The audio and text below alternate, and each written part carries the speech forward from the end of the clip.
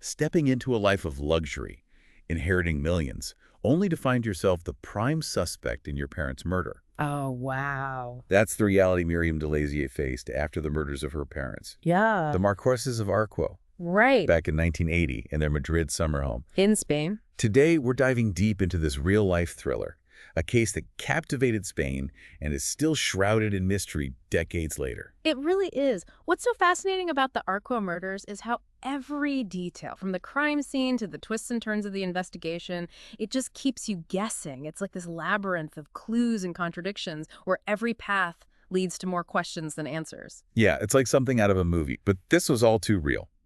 So let's set the stage. A scorching August night in Spain, the Marqueses' luxurious summer villa in Madrid. You would expect sounds of life, but instead there's an eerie silence. Inside, a horrifying scene.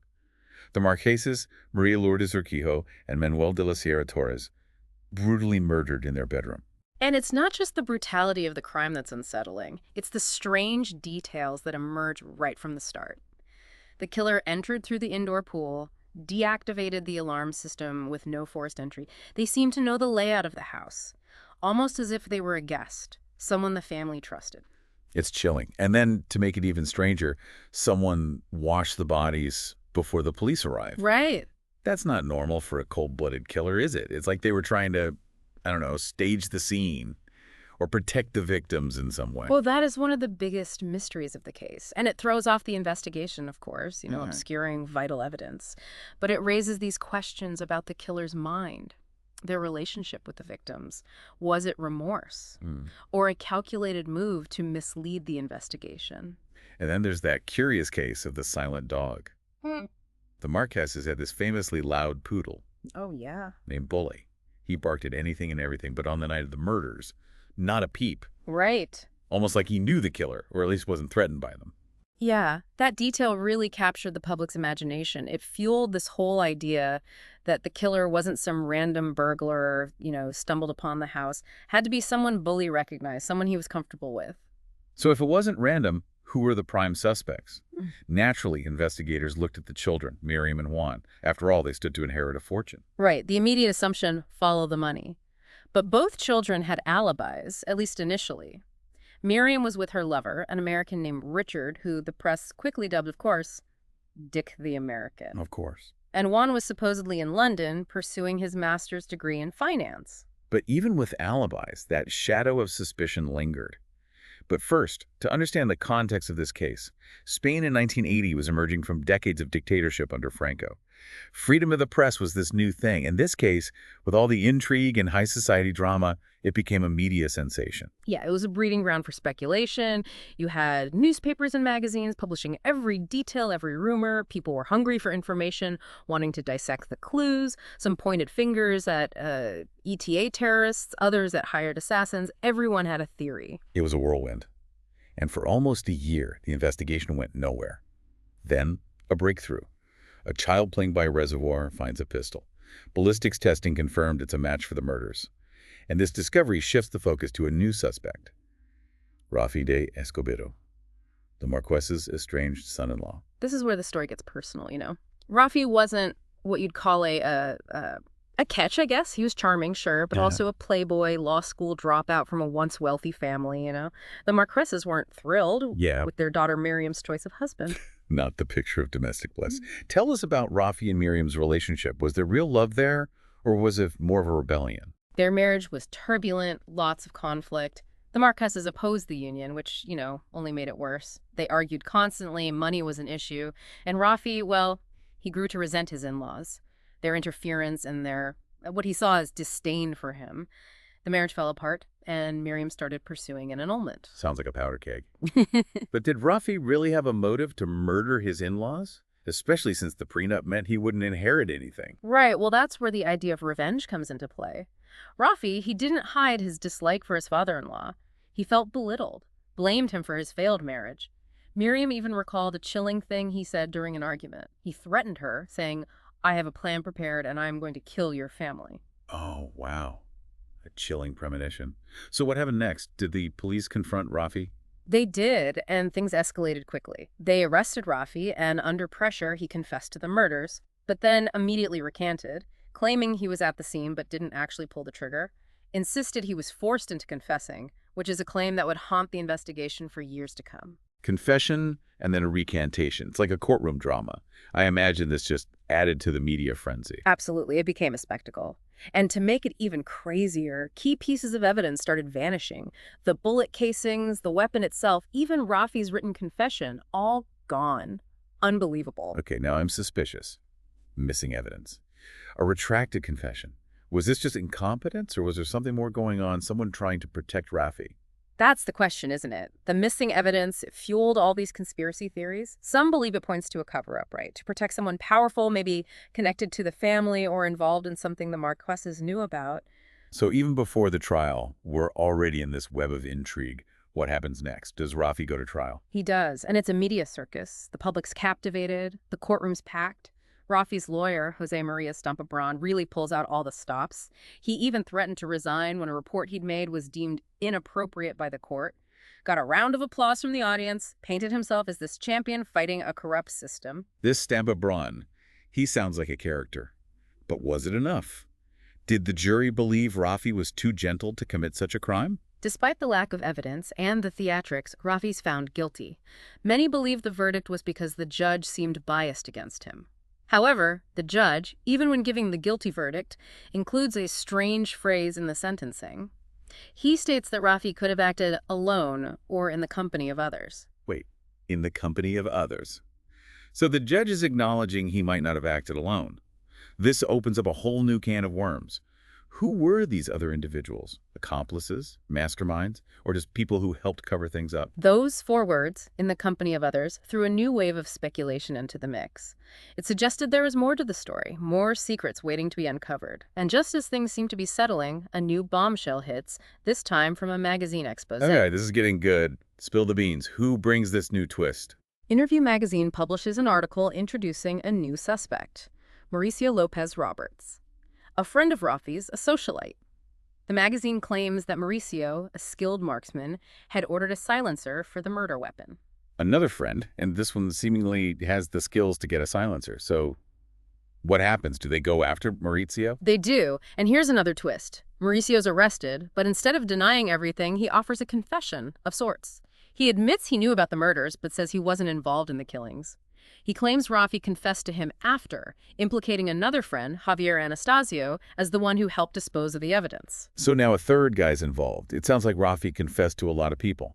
Was he desperate, or was he trying to manipulate them into covering for him? That is the question, isn't it? A cunning manipulator, or just a desperate man looking for some twisted camaraderie? And what about this Javier Anastasio? Does he get pulled in? Does he back up Mauricio's story? Well, both Mauricio and Anastasio are imprisoned, waiting for trial. For 3.5 years. And then, just as the trials are about to start, Anastasio escapes, flees to Brazil, disappears. Another twist. Unbelievable. So, two of Rafi's friends are behind bars. One confessed to helping, the other claims he knew but didn't participate, and then there's the fugitive. What about Rafi during all of this? Rafi's life in prison, it's a huge change from his privileged life before. He decorated his cell with photos of Miriam, paper airplanes, he even had a canary. Gave a haunting interview from prison, expressing despair, proclaiming his innocence. Then, just 2 weeks after the interview, he's found hanged in his cell, apparent suicide. Tragic. But his death doesn't answer the questions, does it? It probably just raises more.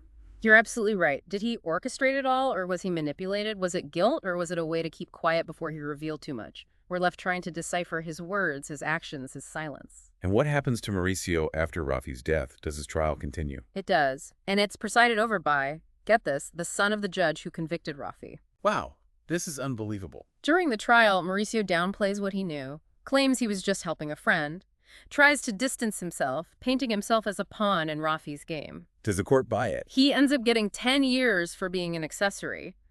But the case isn't closed. Remember Anastasio, the one who ran off to Brazil? Yeah, whatever happened to him? Did they ever find him? Years later, Vanity Fair finds him living in Argentina. He still says he's innocent, but then drops a bombshell. He claims that Juan, the Marques's son, was the mastermind behind it all. Whoa, hold on. So the son, who supposedly had a solid alibi, is now being accused of orchestrating everything. This is getting more and more intriguing. What evidence does Anastasio have to back this up? He raises some interesting points. He questions Juan's alibi, the lack of witnesses to confirm his arrival from London, and his refusal to give any travel documents. He even says Rafi mentioned meeting Juan on the night of the murders. So we have an accomplice pointing the finger at the seemingly innocent son. This changes things, doesn't it? Maybe we've been looking at the wrong pieces of the puzzle this whole time. That's the feeling you get with this case, even all these years later. Convictions, but no clear truth. Evidence, but so much of it is missing or contested. Motives that don't quite add up. This is getting really interesting, but we need to take a break and let all this sink in. We'll be back in a bit to keep exploring the mysteries of the Arquo murders. Stay with us. It's like we're putting together a puzzle, but with missing pieces. We can see bits and pieces of the truth, but the whole picture is distorted. Conflicting stories, missing evidence, and that lingering question, who really gained from the Marquesas' deaths? Yeah, and Anastasio pointing the finger at Juan, the son. It makes you wonder, was the real killer hiding in plain sight all along, like pulling strings from the shadows? It's a chilling thought, especially with how Juan acted, you know? Distant, never really showing much emotion about his parents' murder. Right, he was strange, but could that just be him?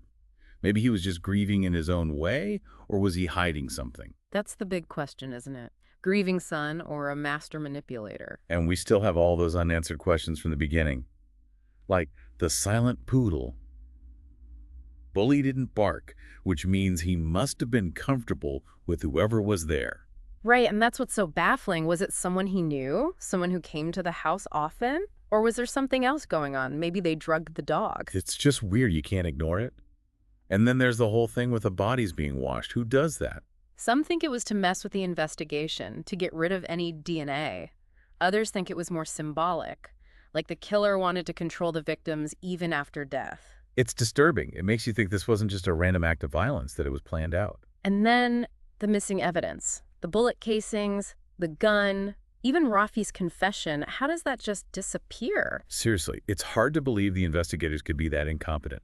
It feels like a cover-up, someone protecting the real killer. That's been a theory for a long time, that maybe the Marquesas were involved in something shady, something powerful people wanted to keep quiet. It's like a spy movie, right? Yeah. Secrets and powerful people covering their tracks. But is there any proof of that? Well, there is the financial administrator, Diego Martinez Herrera. Remember him? Yeah, vaguely. He showed up at the villa the morning of the murders, dressed in black, like he knew what happened. And then he starts burning documents in the garden. Okay, that's suspicious. What were those documents? Something incriminating? No one knows. The butler saved some from the fire and gave them to the police, but what they said, no one's telling. That's so frustrating. It could be the missing piece of the puzzle. If we knew what was in those papers, maybe we'd understand why this all happened. Exactly. Someone wanted them gone. That means they were important. So what about Rafi? Was he really behind it all, or was he set up? And why would his friends help him cover it up? It's hard to say. Even if Rafi did confess, he didn't seem like the type to plan and carry out something this complex. Yeah, he wasn't exactly a criminal mastermind, right? More of a party guy. Makes you think someone else was using him, making him take the fall. And his confession, then taking it back, then his suicide, it's all very confusing. Was he pressured into confessing? Was he manipulated by someone smarter, someone who knew how to use him? It's possible. He was young and probably scared. Someone could have easily convinced him to take the blame, promised him they'd get him out of trouble. And his suicide just adds another layer to the whole thing. Was it guilt? Or was he trying to protect someone, keep a secret from getting out? So many questions and still no real answers. Rafi's death didn't solve anything. Exactly. And on top of all that, we have to remember how this case affected Spain as a country. It wasn't just a murder. It reflected a changing society, coming out of a dictatorship, grappling with a free press. Right, the Arquo murders became this huge obsession, showing all the secrets and drama of the rich and famous. People were captivated. It sparked this national conversation about the media, about wealth and power, and the legal system. It showed a country trying to adjust to being more open and transparent. And it made everyone question what truth really means. With all the unknowns, the missing pieces, the conflicting stories, how do we know what really happened? How do we separate fact from fiction? That's what we're struggling with here, trying to see through the confusion and rumors and figure out the truth. It's like we're detectives trying to put together a puzzle without all the pieces. And we have to be careful not to jump to conclusions. The truth might be more complicated than we think. It reminds us that in true crime, especially a case like this. Finding the truth is a journey. A journey that takes patience, a clear head, and a willingness to question everything. Well said. As we continue looking into the Arkwell murders, we'll keep that in mind. We'll examine the evidence, the testimonies, try to understand the people involved. Hopefully, we can get a little closer to understanding what happened on that August night in 1980. We'll be back soon to unravel the final threads of this story. We've gone through a lot, haven't we? The crime scene, the suspects, the trials, the mysteries surrounding the Arkwell murders. It's a story that's kept Spain guessing for decades, with twists and turns you'd see in a movie. Yeah, and yet, even with all the information, the convictions, the years that have passed, there's this nagging feeling that we're just scratching the surface. Right, like we solve one thing and 10 more questions pop up. You have Rafi convicted, but then his friends, Mauricio and Anastasio, are dragged into it. One confesses, the other runs. It's a mess of deception. And we still don't really know why they did it. Were they loyal to Rafi? Scared of getting caught themselves? Or was there something else going on? Something connected to those burned documents, those hints of powerful people pulling strings? Ugh, those documents. They're like a giant question mark hanging over everything. What was in them? Financial secrets? Something that could ruin the Marcus's reputation?